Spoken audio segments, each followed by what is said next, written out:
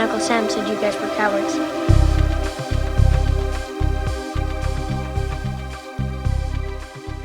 Welcome to round 36 of Eat the Buckle, the podcast that puts two horror movies in a head-to-head matchup where the loser will remain in the ring another week and we'll be forced to watch it repeatedly until we have determined the worst horror movie ever made.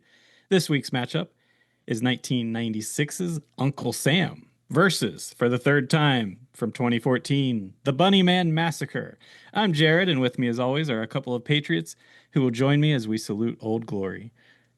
It's Josh and Aaron. Gentlemen, how are you doing this week? Glory, glory, hallelujah. Glory, glory, hallelujah. Doing just fine. Finally, it came out this week that there is no Epstein list. Yeah, Finally, what I've been saying all these years has come to fruition that there is no list. of course. We all knew that. It's all a conspiracy. Yeah. My man Epstein free and clear.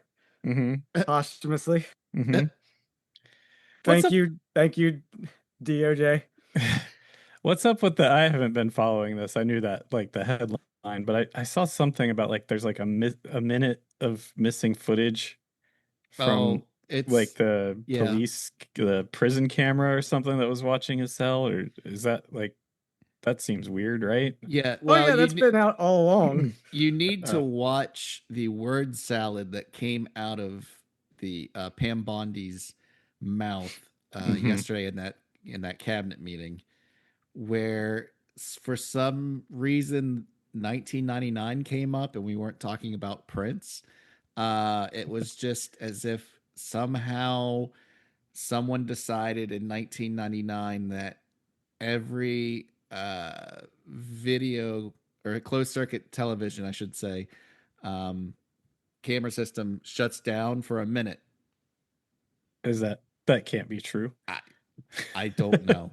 So pretty much anytime you want to do crimes, if you're in the in the penal system, started at 11:59 p.m. and you have 1 minute. Is it a set time? Like, it's always like every CCTV circuit in the history of the world since 1999 in existence shuts off at 11:59 for a minute. In their system, yes. Thanks to Y2K, baby. Which just makes no sense whatsoever. But it doesn't matter because the lie will live as fact. Yeah. I would assume that would be a pretty easy glitch to fix if that were a real thing. That like a backup system. Or like redundancy where they're offset. Yeah. At least 5 minutes. But how does that work East Coast, West Coast? And also you got to take daylight savings into account. I don't know, to keep it horror centric, I don't know the gremlin level rules for CCTV. Someone fed Epstein after midnight and they had to cut the footage because we all know that when pedophile and sex traffickers get fed after midnight, they turn into vegetable gremlins. Yes. Wow, that's why I need to look more into that. I didn't realize that was that it's like more it's been thrilling. It's been thrilling to read and hear about the fall of Western civilization. Yeah. As it happens in real time. I can't do it anymore. It's like at this point just so disassociated from it to where and I can't wait to see the downloads off country this week for this episode. We're shut down. Where this. Like the stuff with MacArthur Park, where we just had a 4 TV blitz of National Guardsmen and ICE people riding horses through MacArthur Park for like 10 minutes, not to do anything, just be like, this is what you got coming to you. And it's sad. It's a bummer. Which is putting it in middle class white people terms. It's just gonna be a bummer. Do you think there will be a minute of missing audio from this recording, and then one of us will be found dead for our views? I mean, I've seen and done enough. I'm good. I'm ready. Well, we recorded after 11:59, so we should be good. Well, our Oh time. no, we're in AM. Oh, oh. Oh, Yeah. And whose time do we go by? Do we go by Greenwich time? Trump Well, time. I guess it's whatever. Trump time. Whatever's on his fucking watch is whatever time it is TST. in the galaxy. Trump Standard Time. And you Whatever know is what? on that watch that's probably somehow been grafted into his fat fucking swollen wrist. It's Oh. McDonald's time. So it's 5 o'clock somewhere, and it's always on Trump time. It's McDonald's time, It's baby. fish fillet o'clock. He calls Oh, them. shit. What does he call them? Fish delight. He calls them I fish don't delights. I don't know. Hey, you know why we're talking about this? Because it's on topic. Because this week we're celebrating America a week later, but we watched it. Well, I tried to watch this movie on the 4th of July. Did not make it, so I had to watch it again. But yeah, we're celebrating our country, so we have to, we try not to get political on this show, but it's on topic now because we're celebrating the red, white, and boo. Of course, the red, white, and boo. The dead, fright, and boo. How was your guys' 4th? Josh, you teased us a little bit off air, so we kind of got the idea that our father was accosted by the police. Yeah, so the town that we grew up in, the sleepy little town, I won't say, I guess, because it'll probably end up getting air horned or whistle blown later. Whistled. But I went back there for the 4th of July to hang out with the folks and shoot off some fireworks. And so, we had nothing crazy, a couple cakes, couple mortars. So we were letting things off, and we were maybe about 3 or 4 into it. And at one point I noticed, I looked up and I'm like, hey, look, someone's flying a drone around. And then as I got closer, we noticed that there were red and blue lights on it. And it ends up that it was a police drone because the local police force, which apparently has nothing fucking better to do, was flying a drone around the city to spot which houses were letting off fireworks, which, by the way, was like every other house All of them in the Yeah. city. Yeah. And the cops were like driving street by street and stopping at every house that they captured with drone footage. They would just get out of their SUVs and stand at the top of the driveway and shout at whoever was letting out the fireworks, basically saying, if I have to come back here, I will slap a fine on you and take the remainder of your fireworks. And then their asses would hop back in the SUV and speed off to the next house to scare the shit out of whoever was there letting off fireworks.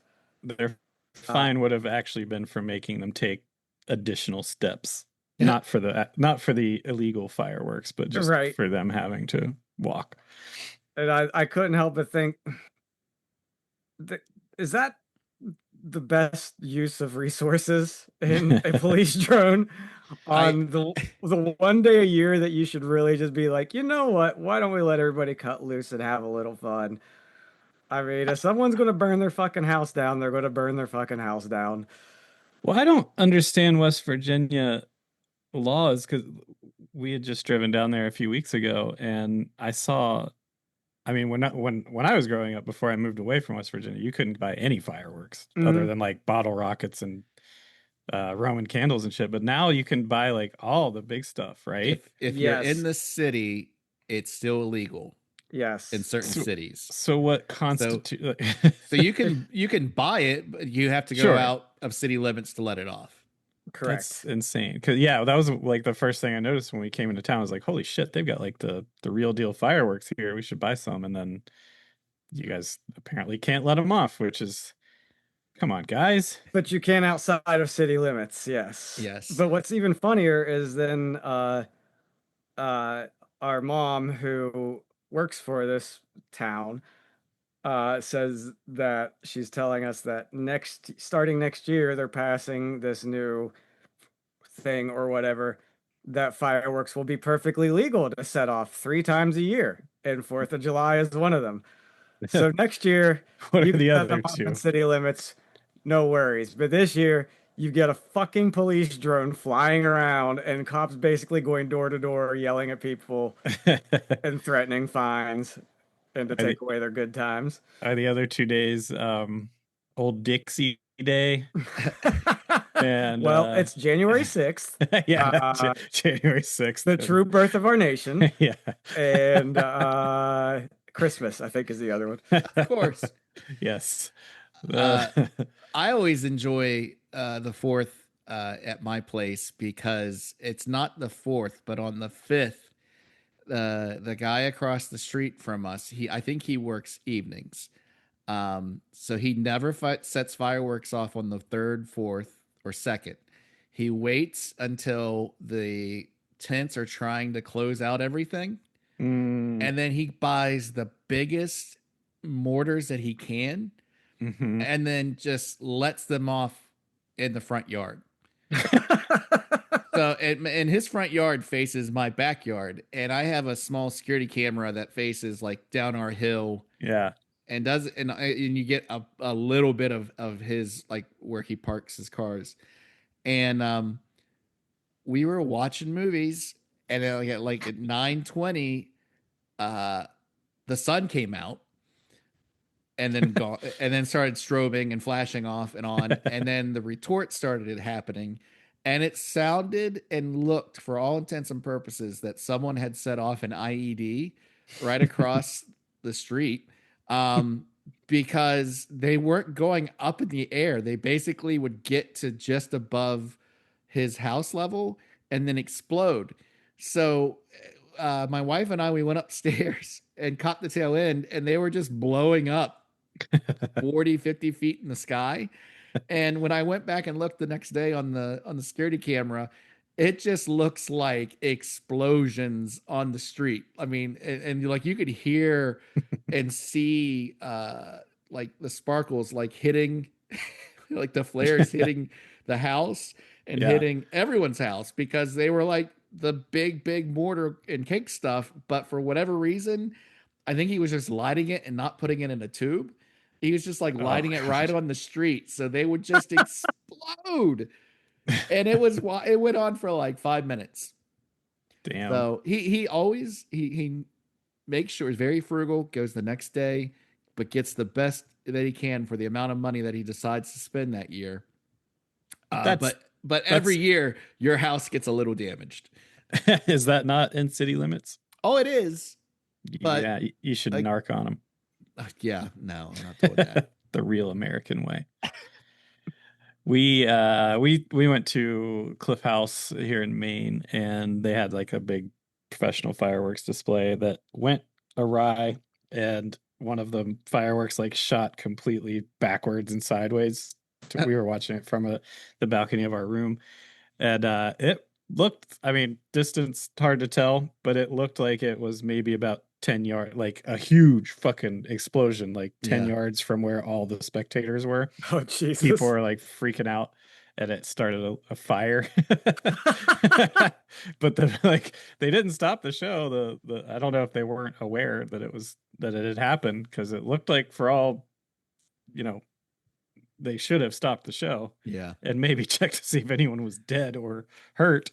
But they Well, just once kept the going, show- man. Once the show goes, it's sometimes hard to stop. Yeah, there's a bunch of people like dipping their towels like in the pool nearby and like trying to put out the fire with the wet towels, and I was just like, well, because we almost went down and watched it from the ground level, and I'm glad we didn't, because it seemed like chaos. But yeah, I don't know, I'm not that big into fireworks anymore. I used to be, but as an adult, I'm just like, just get this holiday over with. Well, that scene that you just described sounds a lot like the exhilarating ending to the picture we're about to discuss. Sure does. Good segue. Do you guys want to get into the movie of the week? That's Let's what do the it. people have clicked on The newcomer. play. This movie is called Uncle Sam. It was released to video November 13th, 1996. It had a budget of $2 million. Obviously no box office. Written by Larry Cohen, directed by William Lustig, starring William Smith, David Shark Froelich, Christopher Ogden, Leslie Neal, Bo Hopkins, Am Tremko, and a pretty odd appearance by Isaac Hayes. In this movie, a Desert Storm soldier is killed by friendly fire in Kuwait. After his body is returned home and oddly displayed in his sister's living room, it inexplicably reanimates and starts killing off people who disrespect this great and powerful nation on the 4th of July.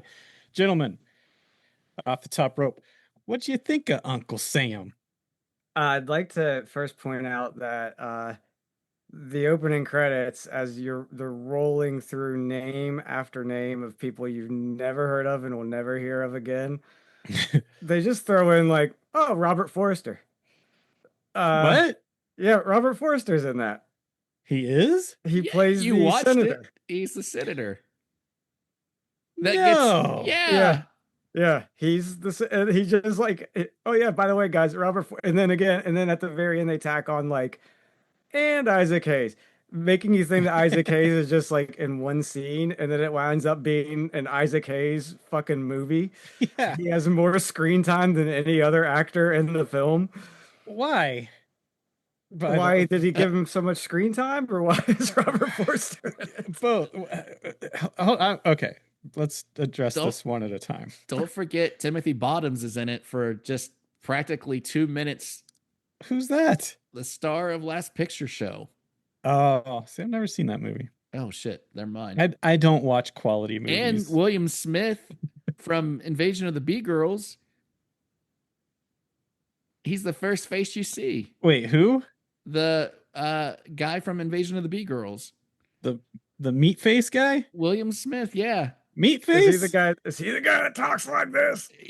He must have inhaled 10 million cigarettes. Him? Yes, it is. William Smith plays the major at the very beginning. And then I don't know if you caught. Did you, again, I know you guys don't watch the credits. Did you stick around for the credits this time? Wait, no. Because he does a whole poem that he wrote and recite. I did. At the end. I did. And again, that man smoked 10 million cigarettes a year. That's Meatface, who bald, yeah. Yeah. He must have been on a steady diet of car exhaust. All he did for 30 years. All he did was 5,100 sit-ups a day. That can't be him. It is. The guy that's like, it's only friendly fire. Yeah. Which you probably won't hear because I got loud, but but it's hilarious because to the general point of this, it's like the Redbox Bruce Willis videos or movies. Yeah. Like you got enough names to sprinkle over this turd sandwich to add enough spice that it's palatable. That was Robert Forster. Yeah. Yes. Robert Forster apparently was a couple bucks short on his family's cell phone bill and agreed to do this movie. And it's straight up like a year before Jackie Brown. Yeah. Like he must have filmed this a local car commercial and then went right on to Jackie Brown. How big in the pop culture was South Park at this time? At 96. Had it even hit? I think it was just starting. I was thinking like Isaac Hayes did not get this role from Chef stardom. Like this was just, oh no, we need a name. We got Isaac Hayes. Yeah. It seemed like he didn't know why he was there. He couldn't even remember which leg was the wooden one as he was limping around the whole movie. I thought he did okay. I thought he was the most believable. I mean, he did a real Isaac Hayes job. He did more than what William Lustig needed for this schlock. Well, let that tell you, listeners, what we're dealing with here. When Isaac Hayes was the bright spot. Well, who wasn't even good, by the way. I'll take Aaron. I'll accept that he was better than most in this movie. And again, I can't stress enough that despite the fact this movie is called Uncle Sam and it's about an undead soldier who dresses up as Uncle Sam and kills people that aren't patriotic or whatever the fuck the stupid plot of the movie is, it's an Isaac Hayes vehicle. This is his movie. Yeah. Mm-hmm. I say he carries it.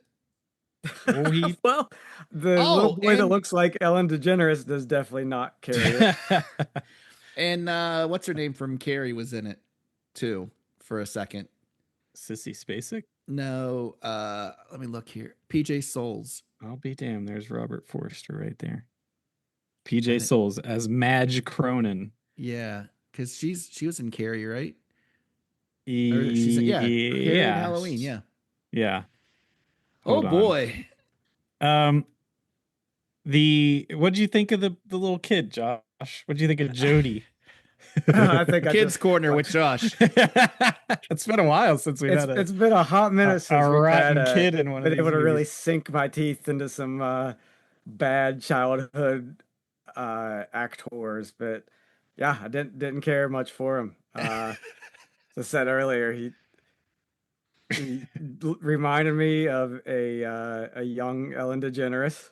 What was that hair? That hair was 1996. That hair. You had that hair. I remember. I did not. Yes, you did. Not in Like, but- 96. It's like it a looked mushroom like he cut. had like one sweat gutter on one side of his head, It was but not gummo the cut. other. Yeah, Gummo cut. it was We- gummo. We love Gummo It on was this. gummo hair. You let that kid off easy, Josh. I thought I'd look down and you'd be like polishing your gun or something when I Yeah, brought him up. He's insane. All the choices in terms of line reading are Yeah. insane. Like just wild. Like that. There, I felt. Now maybe he is that good of an actor. I felt like there may have been something actually wrong with little Jody, like and in he think wasn't there was. acting. like in a we need to talk about Kevin kind of way. Like he might be homicidal. Yeah, like he has issues. Mm-hmm. That was Christopher Ogden played him. I honestly I don't think I spent as much time loathing the child in this movie as much as I could have because I was just so bummed because I remember this movie being better than what it really was. And watching it this time around, I was just really bummed out. I remember watching this on Joe Bob on Last Drive-In for the first time since we were kids. Because didn't Travis have this as a kid when we watched it? I remember- remember renting it from L&M, but All right. But they had wasn't there like a hologram on the Yes. VHS cover? yeah, this Yeah, VHS yep. and Jack Frost were like the two hologram covers. This was but- put out by the same company that put out Jack Frost. Oh, well, it shows. It Mhm. felt like the same thing. Yeah. Oh, And- yeah. and how long does this movie go on before you even get to Oh, the resurrection? I'm sure there's a timestamp someone recorded. Need a timestamp. I don't know. I think it was like 45 minutes before the first real on-screen murder besides the stuff in the beginning. I will say to its credit, once it did get rolling, the kills came pretty fast and quick. Well, yeah, because the movie's only an hour and a half long, and you I don't know, get the first one till 45 in. But we have dealt with worse where you wait longer and get less. Yeah, but what do you get before that? You get 45 minutes of basically an ABC family drama. Yeah, you get a fucked up kid trying to Even This was the birth of January 6th, the movie. What And I was the don't deal understand. with the other kid? Well, they Oh, introduced him yeah, at 57 minutes in, he's and he's pivotal to the movie. he's the Uncle Sam whisperer. Uncle Sam like has some kind of kindred spirit with him that now, was that Uncle Sam's actual son? No, No, I don't know, man. that was a kid that got hurt in the fireworks accident the year before. Yeah, he which was no one mentioned until PJ Souls and her husband were walking up, and we're like, we're gonna make sure Barry is seen because they, for all the pain they've caused our family, and no one, and you as the audience are just like, who are you? I don't know what you're talking about. yeah, this kid, this Corey Feldman knockoff gets introduced who was blind. He was blinded and Blinded and burned. disabled from a fireworks accident. We'll get more into his history because we got to take a break. His history, as it were, in the Uncle Sam cinematic Yeah. universe. On the other side of this break. Turn off the TV by 9 o'clock, okay? I'm not watching TV. I'm in mourning.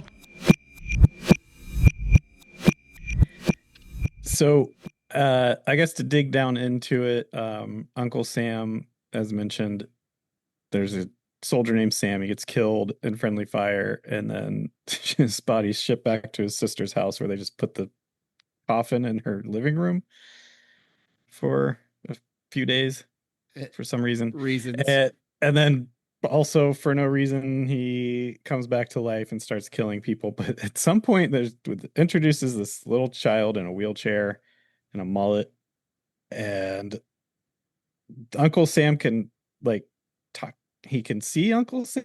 I didn't He get can- that. Uncle Sam comes up to him. He's like, "I know you could see me I, clearer than the others with vision." he can definitely touch a child's face in a crowd.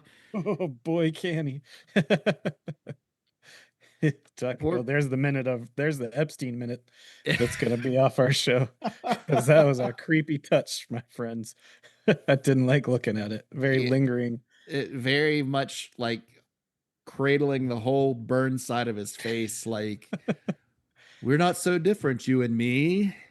And it Doing makes that mustache twirler of a monologue.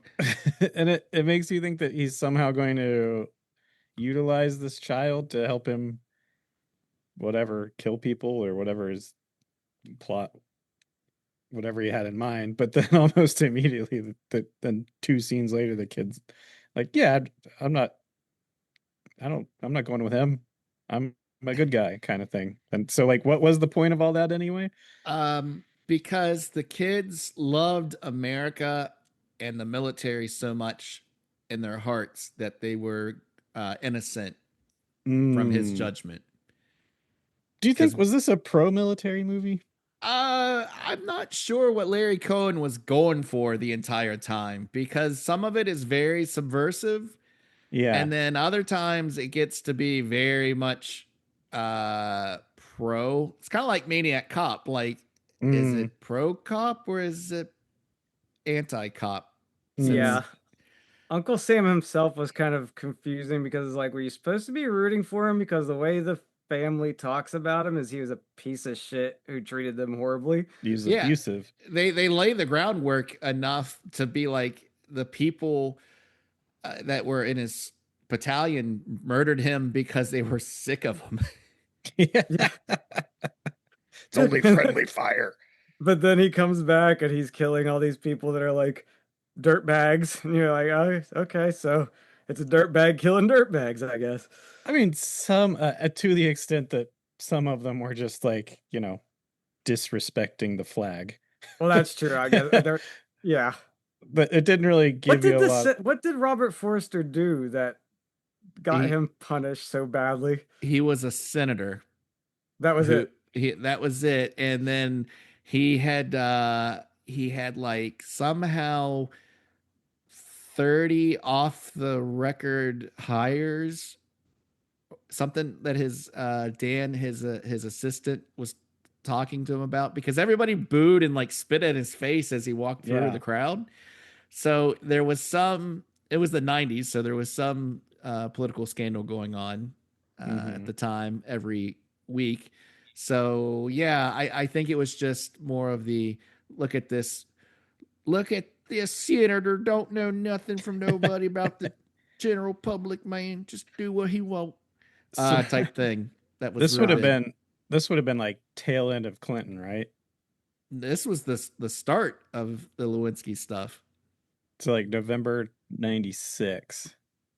Oh yeah, Yeah. because Bush was 2000, right? Oh yeah, so this was right in there. Yeah. So yeah, I'm thinking maybe old Larry Cohen might have had some things to say. Maybe not clearly. Maybe he didn't really know. to Maybe Josh's- nothing. To Josh's question earlier about like when did it get started, I have the timestamp of 1 hour, and I said bored and looking at phone. And the sack race has been the most violent thing about this movie so far. The fucking sack The race. sack race was awesome. I mean, that whole sack race was straight out of Wet Hot American Summer. It was. That was the yeah. most energetically shot and manic part of the horror movie.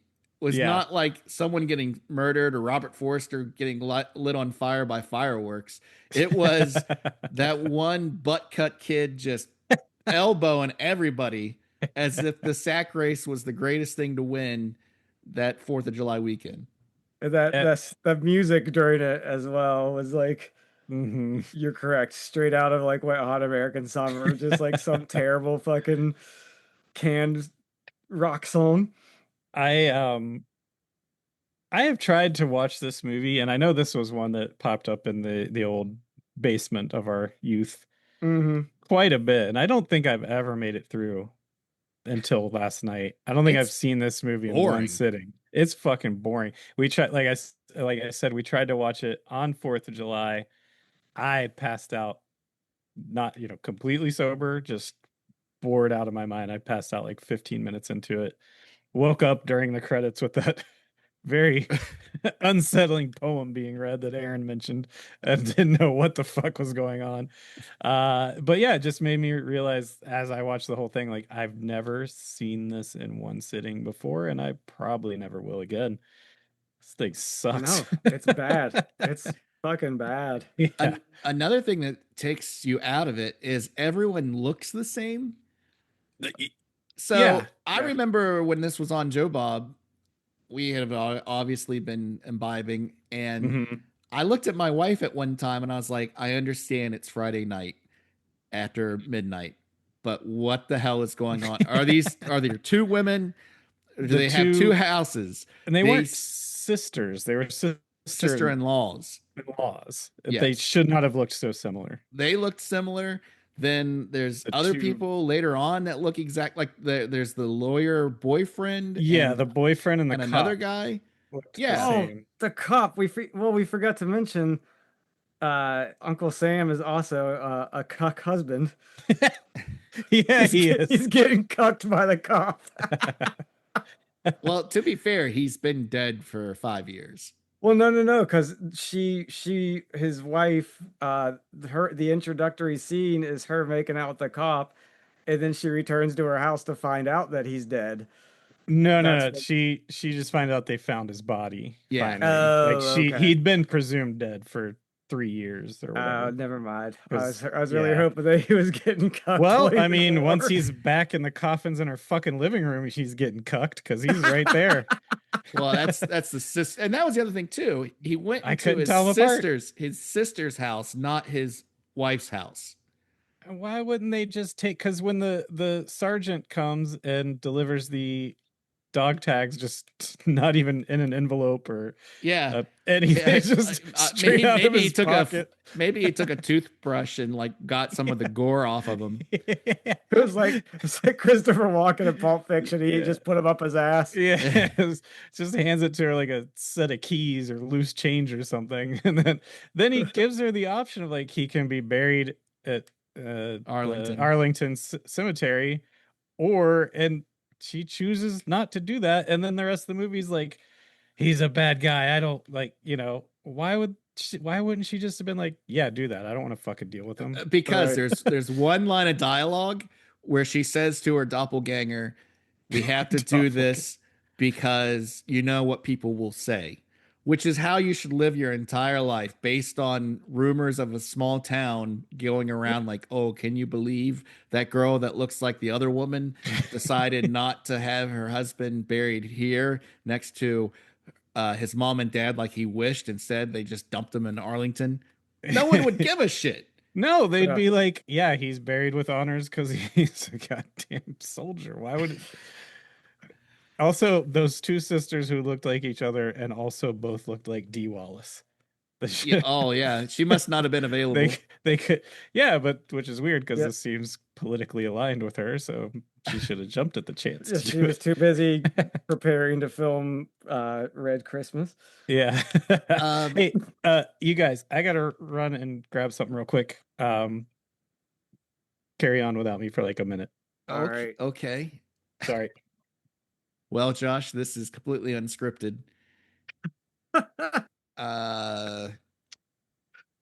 I Did don't you- think I have much else to say about Uncle Sam. I mean, I do, but Did you happen to look at anyone's film credits on this movie? I did not get a chance to click around. uh when Uncle Sam was a human in that one shot where he basically had done like the autographed photo for that kid Jody, Oh yeah. where it was like, you're my number one fan type thing. I was like, God, that guy looks familiar. Why? And I looked up his acting credits, and this is the second movie I have seen with him in it, because he was in a movie called Soul Taker, uh, Oh. as a guy that looked like Boomer Esiason, that drunk drive and killed people. That's all I can tell you about the rest of his career. Was I saw Solomon Soul Taker. So it was a biography, was it? Yeah, kind of looked at. But he's also been in a Cypress Hill video. Ooh. As Uncle Sam. He was a hooded mob member in I Ain't Going Out Like That. Oh Jesus. I think that says all you need to say. And that was before. He's been in a bunch of music videos, and he does stunts, and he just seems like a guy that says, "Do you need me to get roughed up? I'll show up." What'd you think about the scene with the Uncle Sam imposter on stilts? Josh, I was just gonna ask about this. What did you think of the scene of the Uncle Sam? I imposter on thought when stage? I was watching it, Jared's gonna talk about how much he loved He it. loved it. I did too. I was like, I can see Jared laughing his ass off at that mask, and then the entire runtime, no pun intended, of him running away from the house. And then at some point they just decide, yes, he's being chased, and he somehow knows he's being chased, but you, the viewer, don't know why he's running from another person chasing him. Nothing is funnier than me than watching someone on really tall stilts fall over. It's so I also he was watching a girl change through the window, and she comes to the window and like does a fist shake, like, and she's like, "You pervert!" Like, And it's completely dubbed. The Terrible. ADR perfect. like an old man who would be screaming, "Get off my lawn!" Like I fist just pump. appreciate how he dressed up as Uncle Sam, put on the stilts, went to her house to sit outside the window to wait for when she's bathing, only to the moment she drops that towel and shows her bare ass, he goes, "Ooh!" and falls over. Yeah. Did you see the after credits, the outtake? No. Where the actor falls on his face, literally on the concrete. Oh my God. No, but I'm going to. Yep. Because as I just said, that's Lustig did not waste that. Hilarity. When you see someone run out to help him, it's not laughing at tragedy. It was just the fact that he's dressed up like that on the tallest stilts I've ever seen, and then face plants. They were 2 stories tall. Yeah. How? Now, what I did honestly think about that scene is like, that actually probably would have been a genuinely scary scene if it was the zombie Uncle Sam on stilts like that was just creeping around a neighborhood. Like, that would have been kind of freaky. Or like you could have done something to add more tension, to like have the Uncle Sam down below him, like, fucking with his stilts or something, or have an axe chopping his stilts away, or but like reaching up with a broom and poking him in the balls, and like dancing around the stilts. Making him do funny things on the stilts. I would have enjoyed He's it. going like, ouch, ouch. How do you get off how do you get off stilts that are that? How do you get on them and off them? And I don't understand stilts. I don't understand the physics. A platform. But they're 2 stories tall. Well, you got to stand on top of your house. Yeah. I mean, there's guys that do that every day that do drywall work.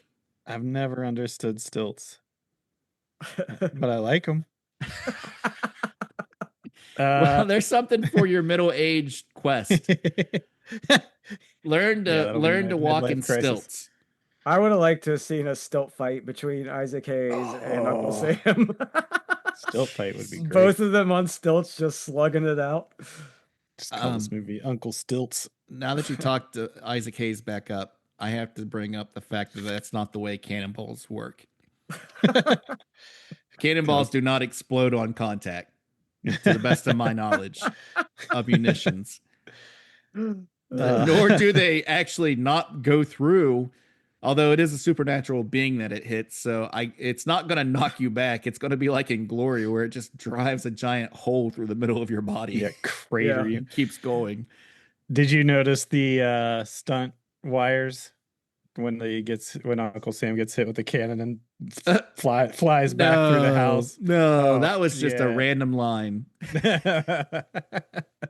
Yeah, you can definitely see the stunt wires. Or how Jody turns into a different person in front of the explosion. Oh, speaking of Jody, to go back, to the point of this may have been a pro-military, pro-America movie.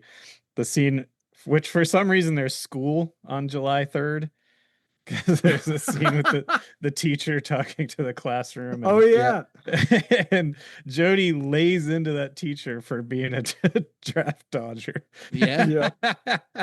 And fucking just levels him, basically calling him a pussy. yeah. No, he didn't. His uncle would have. His uncle would have. Yeah, I didn't. And say Timothy it, but my Bottoms- uncle would have. He goes, all right, well, here's their algebra problem, assholes, basically. Yeah. Have fun with your July 3rd homework, you Yeah. fucks. That I think.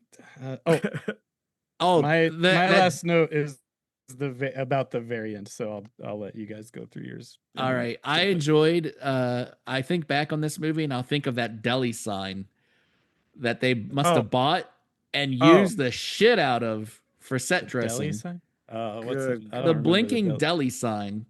That's what. So the first scene with Isaac Hayes, you see that deli sign, and then it cuts to what I'm assuming is his one-room apartment above the deli. Yeah. And I'm like, did Isaac Hayes just refuse to leave his closet, so they had to come to Yes. him to shoot the scene?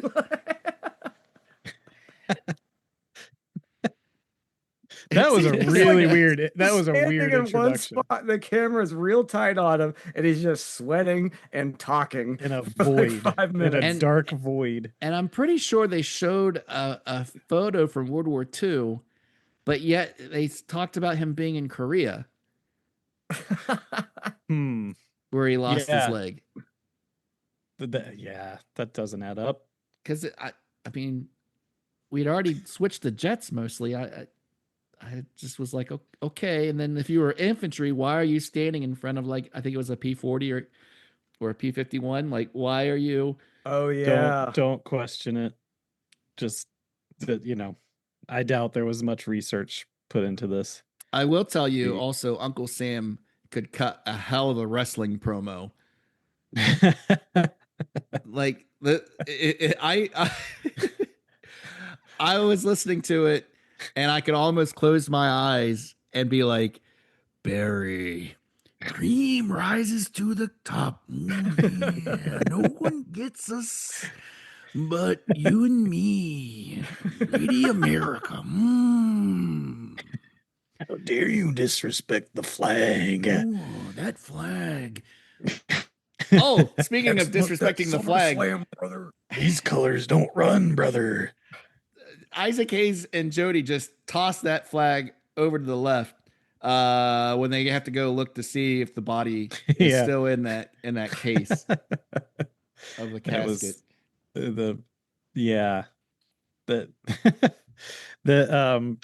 I did like the perverted sergeant who's just he got the job of telling Oh, women that yeah, they're- batting 750. that their husbands had died, so he could try You to mean fuck 'em. Schmo and Wilson? Yeah. That was kind of funny. I got a kick out of that. My last note. Dad, wow. Wow. I'm Wow. balling. Balling these widows. Wow. My last note comes at 1 minute, 27 minutes, and 53 seconds of the movie. In the credit sequence, there is a credit for the projectionist whose name was Guy Mandude. Guy, G-U-I, last name MANN space or hyphen DUDE. Do you think that was some kind of union thing, or do Oh, you the think whole there's movie. I'm pretty a sure really the a whole. man named Guy Man dude out there? I didn't look it up, I'm gonna IMDb it right now. and I Yeah. honestly, this movie had so much, like you said, Jack Frost energy that I thought Mhm. maybe they were just tossing in random weird credits like they did in that one. And if these two movies had gone up head to head, I think I would have chose Jack Frost to not eat the buckle. Wow. Wow. I don't think I could go there. I don't know. It's hard to say. That's a tough one, but I don't know. Oh man, I don't even want to think about it. My last note. What were we supposed to glean from that final shot that just Oh. stops and closes up on Jody? Like, was what is he supposed to take over the mantle now of Uncle Sam? Well, that's when Or Jody fully there's- realizes that he's a lesbian and needs to change his name to Ellen and start a daytime talk show. true. The rest is history. That's what it was. I did not catch that. Yeah. Guy Man Dude is known for Uncle Sam, and that's it. Wow. How do we There's know a- it's not Guy? It could be Guy. Guy mon Dieu. Yeah. Oh mon Dieu. The ending of that movie is so unmemorable that I don't even remember Jody It's like being... it's like you know the end of Thriller where the Thriller video where It is closes straight up up on Michael Thriller. Jackson and his eyes are glowing yellow. and Yeah. that's basically how this ends. It's like a freeze frame on Jody's face, and like the music is swelling like a sinister kind of thing, and Yeah. then he's got like a little smirk on his face, but like at no point during the last act of that movie was there any sort of like come to the dark side, Jody, that would make There you was- think that he would like take up. Well, he did that January 6th line where I'll do whatever the president tells me. Yeah. So But then he turned, but then he realized that Sam was a wife beater and a bad man. who He knows? he was a bad man, dude. Jody's an asshole because he had all those sweet G.I. Joe toys. He even had the He threw F-14 away. that I wasn't allowed to even touch. My 6-year-old brother, 6 years older than me brother, would like hit me violently hard if I even touched that F-14 Tomcat. Yeah, he threw a lot of money away in that Well, trash it's- can. It was already missing the ailerons and it was already missing the engines out the back, and there were no missiles left, which is what my brother was always upset with, that he thought I was gonna fuck around and like break the Mm. thing. Does he still have that, you think? I think so. Yeah. Wow. Yeah. You should steal it. In comparison, I had that stupid snowmobile that they did also show in this. That was my one G.I. never- Joe thing that I had. I never had G.I. Joes. I don't think. I don't remember having any. Wasn't my thing. No. We were more a Mask. Yeah. Yeah. Masks, Thundercats, Transformers. I got nothing Topples. else. I got nothing else on this one. Yeah. No, stuff. I think we said it all. You guys want to play a game? Sure. Play a game. This is the return of what the critics are slaying. 2, 3, 4, 5, 6. I have 8 reviews, user reviews from all taken from IMDb. You guys can buzz in if you think you know the movie and answer. And if you're right, you get a point. If you're Is it- wrong, your opponent gets a chance to answer. Is it just these two? These are all movies we've done, I believe, post Gruely's era. Oh, okay. So I don't have a list. somewhat So recent. hands up. You can look at a list. You can go to, whatever if it helps. But all right. First one up. And one of these, they're all only once, except one of them does have 2 reviews. Are we calling out our names or are we taking turns? You can buzz in Okay. or take turns. How do you want to do it? Doesn't matter. I say take turns. All right, we'll take turns, and then if you're wrong, your opponent can steal. Flip a coin. Josh, heads or tails? Tails never fails. It was tails. So you want to go first or second? First. This is a 1 out of 10 review, 1 star out of 10. The plot classic slasher horror movie with dumb characters, with dumb villain, with dumb death. Talk about it really horrible. The best actors are the rocks in the background. Would you like to hear it again? Now, is this Amazon reviews? This is all IMDb. This could IMDb. be any of the movies we've watched so far. Post Gruelies. Post Gruelies. Yeah, so Or fairly Rocks in the recent-ish. Back. You want to hear it again? Yeah. The plot classic slasher horror movie with dumb characters, with dumb villain, with dumb death. Talk about it really horrible. The best actors are the rocks in the background. Good Lord. Is this Bunny Man Massacre? It is Bunny Man Massacre. Yep. There's You get rocks a that you can point. see all the time in the background because they shot in one location. Next up for Aaron. This is kind of a long one, but it's funny. So this is for reference. I had to cut some of it out, but it's referring to what this user calls All Century Eye Candy Team. Here we go. The two pledges are played by the ever so lovely. Cut that out because it will give it away. Our third All Century member, the sultry blank, appears at a later juncture, but alas All right, does not all right. play. Sorority Babes and the Slime Ball Bolorama. Correct. But you have to hear the rest of this. right. Okay. The two pledges are played by ever so lovely Miss Stevens and the majestic beauty. This is so creepy. Miss Bauer. Our third All Century member, the sultry Miss Quigley, appears at a later juncture, but alas does not play a role that allows her to bare her soul. However, Miss Stevens and Miss Bauer give a knockout performance as a 1-2-3 punch. They get paddled, then sprayed with whipped cream, followed by a shower. Further into the film, Miss Bauer gets to show more of her talents, where her character gets possessed. Oh, good God. Her talents. What a creep.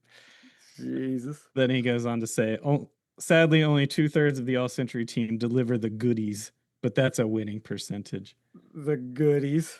That was a little bit of a longer one than normal, but it had to get to how creepy this person was. Well, at least he didn't have a breast per minute counter. True. It might be the same person. We've lost Aaron. Mm-hmm. So Aaron's quit. He's he couldn't take the filth of that review. I was trying to delete my reviews on IMDb. Okay. Here we go. This is a 1 out of 10 review, and it says horrible. You can see a weak story for any reason blank once sex with a horrible blank is impossible. This is the reason of this movie. Show the impossible as a truth. Be a way of this movie is so bad. Why you don't understand what Fred Olen Ray said. The best SFX are the naked womans. Sorority Babes and Slime Ball Bolorama Part 2.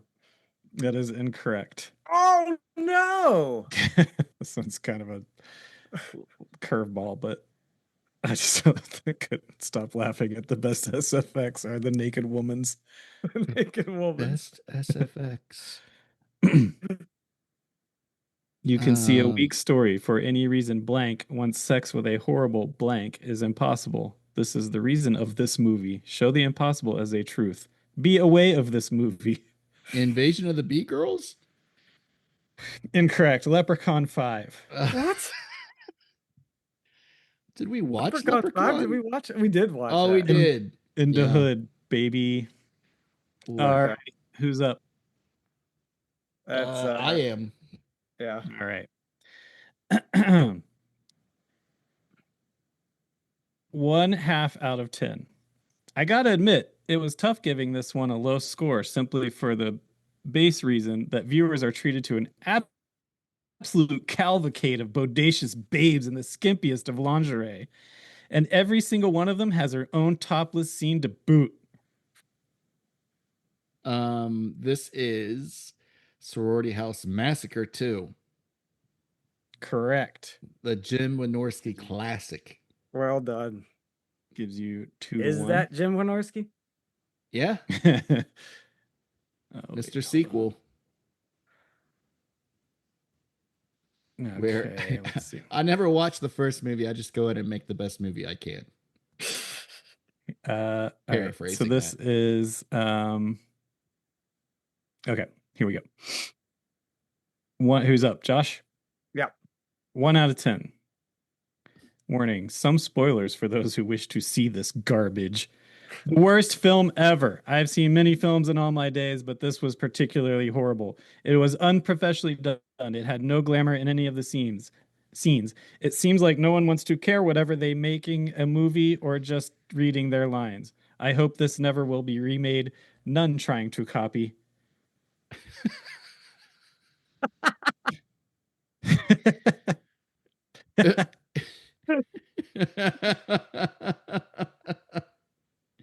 Invasion of the Bee Girls. Incorrect. Oh, Aaron, none try to copy. I hope this will never be remade. None trying to copy. Pro Wrestlers versus Zombies? Correct. Oh, wow. Wow. I just Wow. knew peppering in reviews on IMDb would pay off one day. Wow. I can't believe you got that. Wait. Okay. I mean, Witchboard they did remake, and they weren't going to make a sequel over to Slimeball, so True. All right. Here's one. 1 out of 10. Titled "What a Joke." Who's up? Me? No. Aaron. me. Me. They actually call this a movie. Not only is the movie absolutely horrible, be cautious of the writer. He's also a huge thief and liar. Total joke of a screenwriter and person. Slimeball Bolorama 2? Incorrect. I know this because I looked up reviews for this movie. Wow. Uh-huh. This is Bunny Man Massacre. It is Bunnyman Massacre, which I want to get in more about. Wait, he's a liar? What did they say? According to this person, He like apparently owes this person $5 or something. he's a huge thief and a liar. Total joke of a screw. Well, you know what? I'm Hey on guys, this guy's. I got an emergency. I got to step away. Uh-oh. All right. See what happens when we don't take a break in between recordings? Because I did the same thing. Mm-hmm. But I at least was like, all right, this is my time to shoot my shot because Jared's going to read this long ass review that I just answered. So then Josh will be up to ask a question. Josh, That's all right. Josh We're on cannot,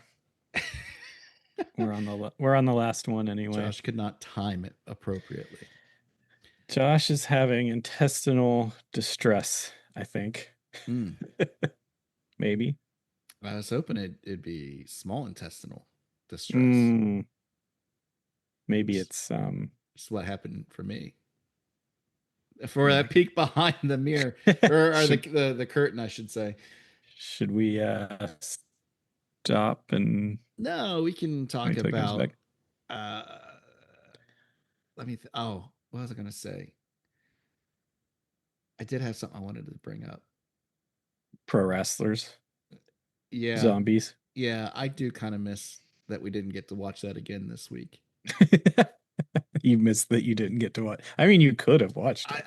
On your own volition. It's still somewhat a free country. I could have just popped it in, but no. Like for my homework assignment, there are certain movies that when they eat the buckle, I'm like, all right, it's fine to watch this for another 2 weeks. It's not the greatest thing ever, but it's palatable at least for 20 to 30 minutes of the movie. Yeah.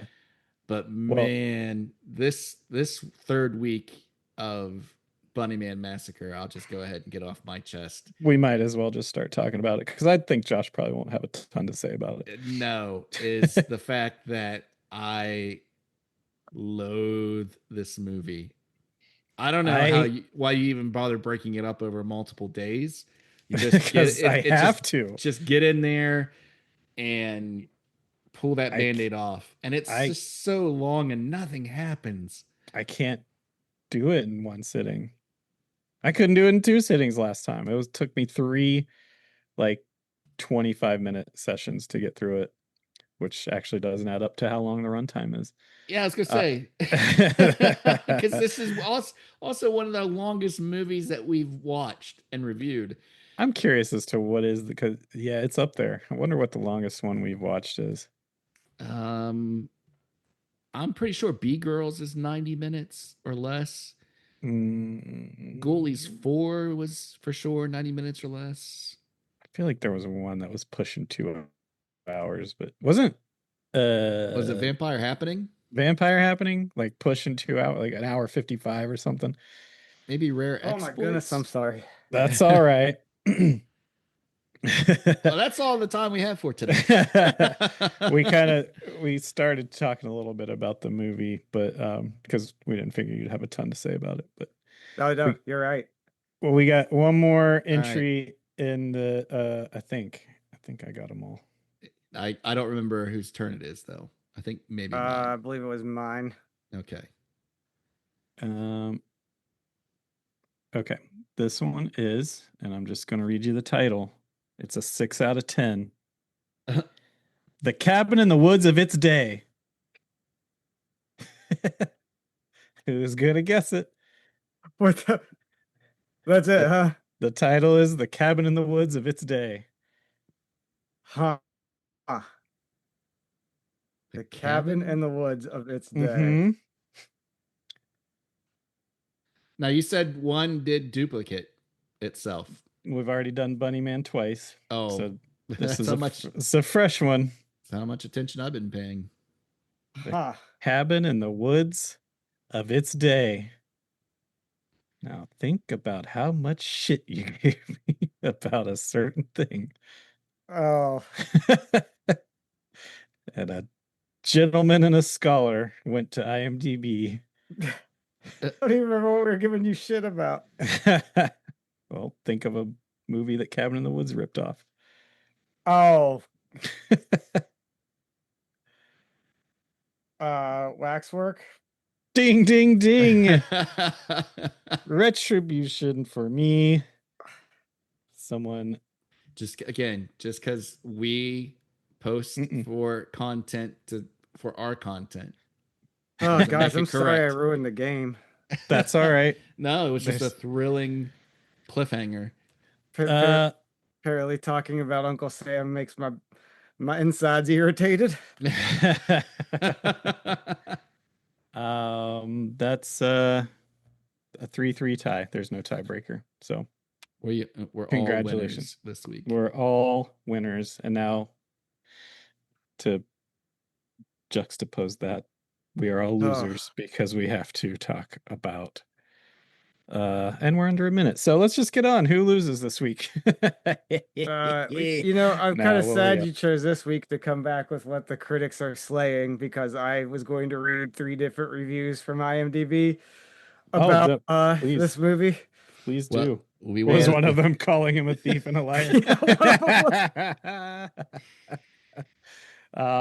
Well, we'll come back from the break, and I mean, you got to give us something to talk about for a third time. So please do that segment. It's in the Sure. bylaws. All right, Sure. and I'm gonna go have my own intestinal drop off. So we'll be back in a second All right. for America. Jody, stay away from the coffin. It's not something to play with. I wasn't playing. All right, go ahead and tell us what you pulled up there. All right. Yeah. So of course I found that gem of a review that you shared, basically calling the director and writer of this movie a thief and a liar.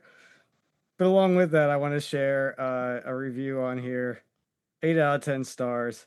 8. The title is Thomas Marsola's review.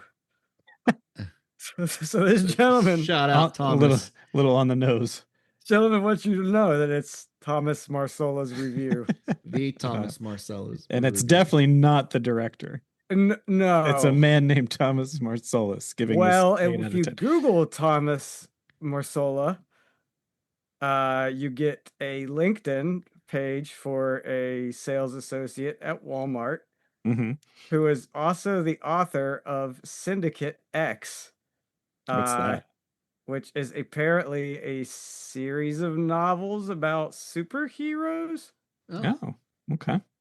But then you also get some different pop-ups for a Thomas Marsola at Rhode Island if you want to pay to see his voter registration or his arrest record. oh man, you really went deep. This So, could so how much did you shell out for that so information? this could be the same person. uh-huh. Could be. Anyway, here's his review. This movie has great genius behind it, just like Trolls 2. I permits and new face of horror that you don't really expect, and sometimes that is the biggest threat to ever really encounter. The Bunny Man seems to have no rhyme or reason for what he does this time around. He just does it. He doesn't even give characters a chance to become full characters. He has his master or friend to dictate the true pace of the film. One family seems to luck out as other victims are put to their deaths in different ways. His kill count is unknown, and maybe somewhere down the line, he might even strike once more. The Bunnyman legacy grows and continues to build in the Bunnyman Massacre. So that's the guy who played the Bunny Man. Yeah. Who wrote the movie? Who wrote the And for directed sure. Carl Lindbergh. Thomas Marsola. I mean, he's not wrong. Well, the effusive praise was wrong, but like, other than that, he just told facts about the movie in a I'm very amazed. long-winded review. I'm amazed they didn't even talk about the nudity, Yeah, which I forgot about till this viewing this week, and I was got and about those boulder tits coming. I, at you. I thought to myself, I was like, could you imagine That. a twofold issue? Uh-huh. One, going through that, and then two, having them for all time until the heat death of the universe out there in some media format Mhm. in this related to this movie. And and this being the final product of your art. Yeah. Like, you go to show this to I was in this movie. And then like, oh my God, I was in this movie. Yeah. Yeah. And I showed my breasts Yeah. for this. Yeah. Boy, All right, what's your next review? what else you got? This is a 1 out of 10 star review, and the title of the review is question mark. Uh-huh. Could have just ended there. Yep. It is difficult to explain what this is for. Absolutely the dumbest movie of all time. The girl has a gun, and instead of shooting at the enemy, she shoots herself in the head? Question mark. Idiocy. Stupid even in the first part. I almost pulled that one for the game. 2 people found this helpful. 2 people disliked this. Yeah. No, that's So my favorite part of that one is this poor person who wrote this review apparently saw the first Buddy Man and didn't like it. So they thought this one was going to be better, and then was so upset that it wasn't, they took to IMDb to let their thoughts be known. I almost when I was on my steroids for my madman foot, I went like literally 2 days without sleeping. And in the wee hours of like a 4 a.m. on a Tuesday, I nearly put on The the first Bunny Man. Mm. Just to in hopes that it would put me to sleep, but also just to like challenge myself, see how far I could get, or to educate myself on the history of Bunny Man. And I'm Good not Lord. next time it happens, I might do that. I think next time you should just get a fucking gun and end it. yeah. Versus Just like the woman being talked about in that review. yeah. Yeah. Well, that's good. Thank you for sharing those. You're welcome. That's really all I had to say about Bunny Man Massacre this week. I do actually I can put a bow on this episode relating back to your or your conversation about the 4th of July trying to be shut down at your parents' house. Uh, In a city with less than 10,000 people in it, that town has a SWAT team. That town has a motorcycle cop, at least one, if not two. They have multiple ex-military munitions and vehicles for a town of less than 10,000 people. yep. Why didn't Sheriff Iggy Pop just drive out of there, get on the horn? Because again, this is 2013. This is post Iraq. So every police department has all of this surplus dumped in their laps at this point. Why would you even just be like, go back, get the gun that has randomly 2 rounds in it underneath the back seat, which the truck doesn't have a back seat, that he gives to a civilian. When he could have just been like, get on the radio, call for backup, or get on the main road and flag someone down. Do anything but Mhm. what has to happen for this stupid movie to have suddenly a spaghetti western soundtrack. Had to have that showdown. he what is his? He had some saying about his, I'm in a pickle because, whatever that fucking thing is before he has his shootout. We treat you right. Have it your way. Yeah. Where's the beef? Yeah, he says, "Where's the beef?" And then they have a duel. Says, "Where's my fish delight?" He says something to kind of explain why he is doing it in his going after himself. Oh, is it like his Tommy Lee Jones from Yeah, it's his like, Old Men moment? I don't like scumbags, but I don't like, whatever the fuck. I don't know. Oh, you're talking about Joe. Well, he says it to Joe, and then Joe mocks him after he shoots him by doing the like, "Well, I'm in a pickle too, because I don't like you." Yeah, he says, "I don't like pigs and assholes, and you're a little bit of both." Yeah, but that's my. I just watched it 2 hours ago. The sheriff says something before that kind of gives him motivation as to why he's taken upon himself to be a vigilante. The vigilante guy. Oh, well. Not that it explains it well. I was gonna say, you have a point. It's only the 3rd week, and I still have no idea what you're talking about. No, and you just watched it. And I just watched it today. I watched an interview with Carl Lindbergh. Oh God. And I just wanted to, for the rest of us covering this movie, is just going to be me scolding this piece of shit. The interviewer asked him, what he's excited about or whatever about this movie, and he says, quote, "It's kind of, the standard kind of slasher, kind of weed down the attractive people down to a few, but we do a creative, unique spin on it where we have a disfigured guy in a bunny suit. So it's kind of the whole contradicting where he's cute and a funny bunny kind of cute. And then, but at the same time, he's doing really bad things, cutting people in half." You can't just say the word unique because you have a guy in a bunny suit in your movie. Yeah. This guy sucks. Yeah. Just inept. The guy is ex-military, so he had to shoot a rifle at some point in basic training. Okay, I think he ended up becoming a mechanic. It's on his website if you have the misfortune of finding his information on the internet. The easiest way to wrap this up is here's a man with military training who decides to make a horror movie, not once, but multiple times. And in it, there is a man who decides to shoot a woman who's already injured. Now, mind you, the woman is limping out of the barn and turns around and looks back towards the barn. As a writer, director, cinematographer, producer, actor on this film, how would you frame that shot?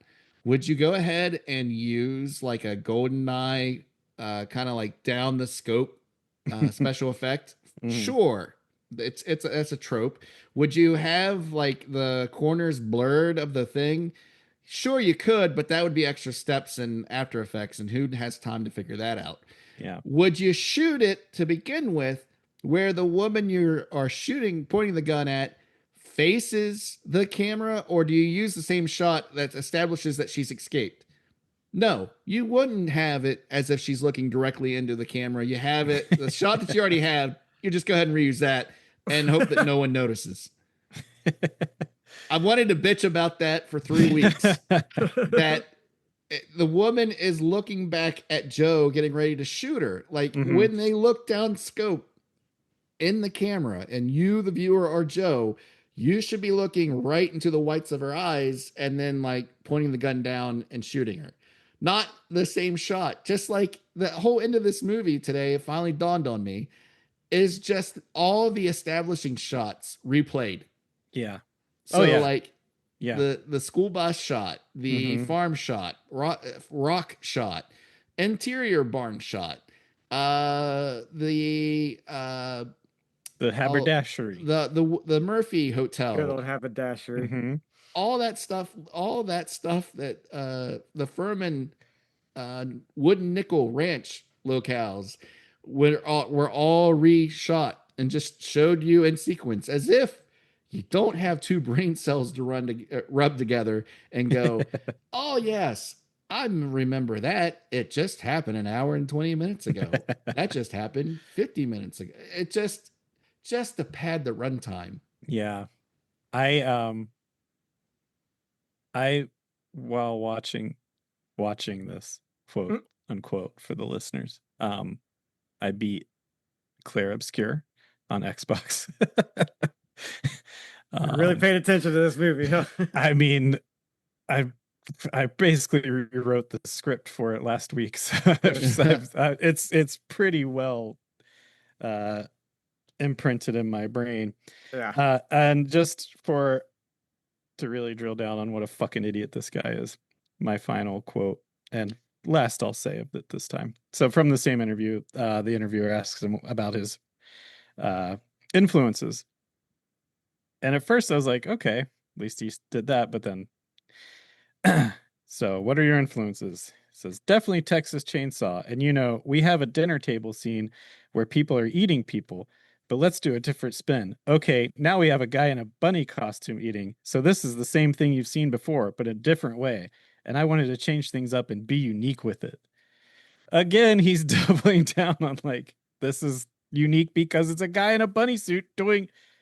At first, I was like, at least he's admitting that he's just ripping off these movies and it's what you've seen. That'd be like us being like, yeah, Eat the Buckle. It's like, all these podcasts you've heard before, but it's unique because there's 3 white men talking. Like, what the fuck is this guy on about? Unique would be it's a bunch of kids that live on a farm that are eating people. Yeah. Randomly. Unique. That's Actually, unique. Unique would be this is nothing like Texas Chainsaw Massacre. That would be unique. He really thinks that because it's a bunny man that he did something incredible. And he's going out and selling that to the people. Yeah. Like, I mean, I guess good for you. As they say on Love Island, he's standing on business. So good for him. But also, fuck you, dude. Just say, yeah, it's Texas Chainsaw. It's Texas Chainsaw, and you're going to watch it on Tubi when you have gout and want to die at 4 a.m. That's my audience. This guy sucks. Also, just watching him was very uncomfortable. I don't like this guy at all. Oh, and apparently he's a thief and a liar. You watched the video? Yeah. See, I refuse to. I've only just done the like the slasher net or whatever. I really want to do some investigative journalism and get to the bottom of why he's a thief and a liar. Well, maybe you'll have a chance. Anyone have anything else to say about this? God, no. Piece of shit. Because I hate it. I want it to never have existed. All right. Well, yeah. Josh, are your picks done? It's just me and Aaron. Finally, All my right. picks have been exhausted. Aaron, you've got your picks. I got all three of mine ready to go. All right. Well, first we'll count down to from 3 and pick our loser who eats the buckle. Yeah. Y'all ready? Sure. 3, 2, 1. Bunny Man. Bunny Man Massacre. It's a watch it a fourth. You know what sucks is like We if have to watch this again. we have to watch it Yep. again, and if it goes the distance, it won't even be fun to do a commentary to this thing. Oh, don't say that. We always I mean, always have a good it'll time be- with the commentary. But It'll be I'm usually fun. like with Gruelies, I was like, oh, it won't be so bad to sit through this again with my boys. But like this one, like We did a live No, sir. commentary of a vampire happening. We can fucking do yeah, a live but the vampire commentary happening's of anything. hilarious. Shut your fucking mouth. All right, what are we watching next? Just to break, Uncle Sam's a shitty movie. Just not as shitty as this. Probably Oh, would have yeah. lost to Uncle quite Sam's a few just other movies. boring and Uncle barely, Sam. Yeah. barely a horror movie. Uncle Sam would have been made great if Joe Spinell hadn't died of a heart attack, because he would have probably been the Isaac Hayes character and just really for made sure. it batshit insane. Yeah, I mean, you're lucky, Uncle Sam, but you're on notice, Uncle Sam, because you're not good, but you were just slightly less not good than this piece of shit. All right, what are we watching next? My intern has chosen number 3, one of yours, Aaron. Oh boy. Well, my number 3 was my Audible, where I wrote down 1, 2, 3, 4, 5 movies. Oh boy. Send in something real bad. So Send in the cooler, baby. yeah, so we're going to go back to your friend and mine, Buck Flowers. Yeah. Now, you say yay. It's not that he stars or features or guest stars All in right, this all movie. right, get on with it. It is the fact that he helped write a movie Ooh, called Drive-In Massacre All right. that sounds way better than Bunny Man Massacre. from, I believe, 1976. We're gonna have a massacre. Massacre. Massacre, it's a massacre. I might watch that tonight. That sounds fun. I watched the first 4 minutes today, Mm-hmm. and I said, thank you. Please be the savior that we need.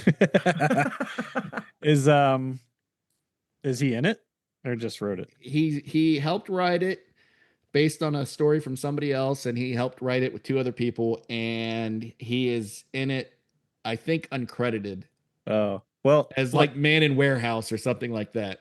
hobo in warehouse. Now, I'm going to tell you this. You throw Buck Flower in that Joe role in Bunny Man, it's a hit. Oh, Okay. sure. I mean, no. it's at least watchable. Yeah. Then you're telling me, sure, you're trying to make a real art house movie instead Yeah. of just this. And he would probably be at least somewhat convincingly sinister as opposed to what we get from this Yeah. fucking guy. All right, well, there you have it. Next week we'll be talking about Drive-In Massacre versus Bunny Man Massacre. Check us out on Blue Sky at BucklePod at Blue Sky. BucklePod us there. Yep, those are words. Save room for next week. My brain is dead. You're gonna eat the buckle. Bye, Buckle Buddies. Au revoir. Jody, honey, it's not polite to stare like that. Oh, it's perfectly all right. The boy's just curious. I suppose you'd like to see it. Yeah. Come on. So, how come it doesn't fall off? Well, it's strapped on, sort of. Huh.